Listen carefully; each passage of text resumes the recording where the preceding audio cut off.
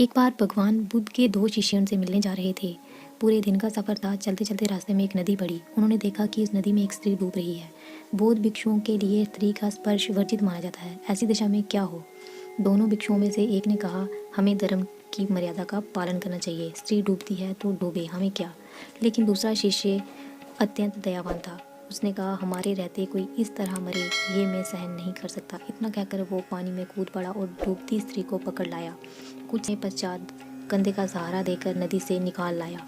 दूसरे भिक्षुक को बहुत गुस्सा आया। वो रास्ते भर उसे कहता रहा कि मैं जाकर गुरु जी से ये कहूँगा कि तुमने आज मर्यादा का उल्लंघन किया है, तुमने बहुत बड़ा पाप किया है। दोनों बुद्ध के सामने पहुँचे तो दूसरे भिक्षुक ने एक ही सांस में सारी बात कह डाली।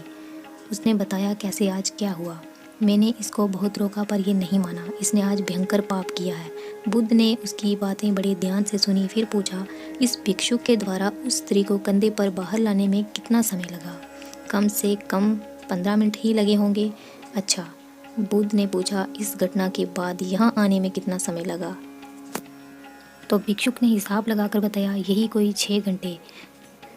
तो इस पर बुद्ध ने कहा, भले आदमी, इस बेचारे ने तो स्त्री को 15 मिनट ही अपने कंधे पर रखा था, लेकिन तुम तो उसे 6 घंटे से अपने मन में बिठाए हुए हो। तो बोलो, दोनों में से बड़ा पापी कौन हुआ?